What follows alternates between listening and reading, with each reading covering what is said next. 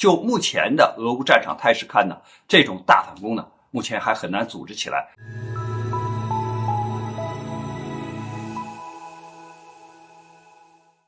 大家好，我是曹卫东。近期乌克兰的国防军情报局长说呢，乌克兰对俄军的大反攻近期马上就要开始。那网友就问我说，你觉得这条消息是一个真实的消息还是一个假消息烟幕弹？我说呀，这是一条真实的谎言。为什么说它真实呢？因为最近我们看到就是乌军呢用他的无人小艇就是袭击了俄罗斯的黑海舰队，这是一种主动的进攻啊，这是一个行动。还有呢，就是在乌克兰和俄罗斯交界的地方，那他发动了一次这样的武装袭击，对别尔哥罗德的一个村庄进行了打击。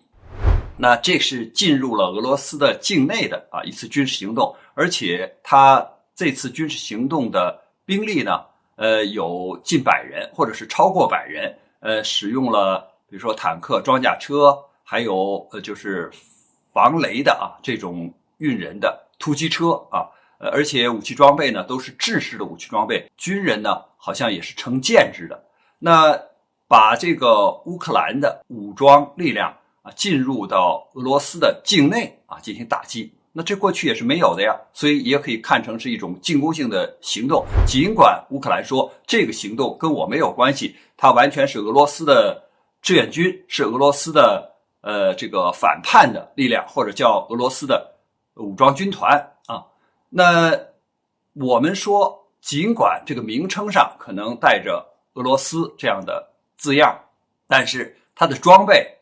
可都是来自美国和乌克兰呢，因为它的这种防雷的这个战车悍马战车，这是美国产的。那像装甲车、坦克这样的装备那不可能是俄罗斯向这支部队提供的，因为也不是俄制的。还有呢，他们的这些服装包括枪支也未必是俄罗斯提供的。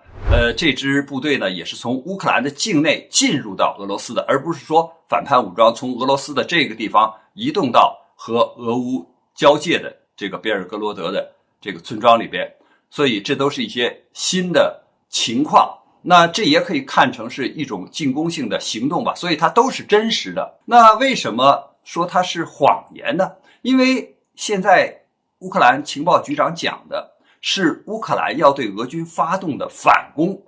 那如果说把几艘小艇的袭击，把100人的这样一个队伍的，或者是这个武装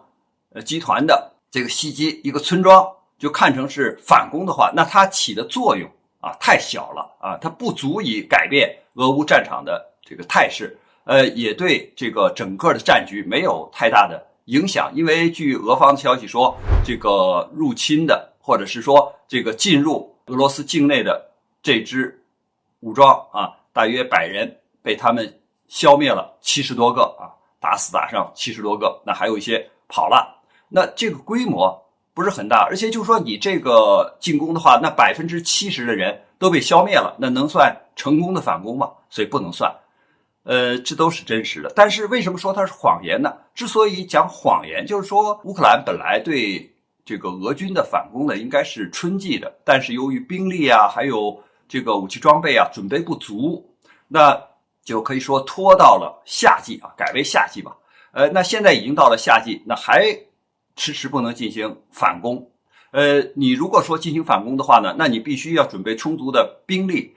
包括武器装备。而现在北约虽然答应给他更多的武器装备，包括在未来还要提供 F-16 这样的战机，但现在毕竟没有到位没有到位，你不能赤手空拳的上战场所以这个就是夏季的反攻到底什么时候能够开始，会不会推到秋季，这都很难说，因为他说马上就要开始了嘛，所以说这是一个谎言。就目前的俄乌战场态势看呢，这种大反攻呢目前还很难组织起来。所以我说这个乌克兰情报局长发布的这条消息呢是一条真实的谎言。感谢大家观看本节目，我们下期节目再见。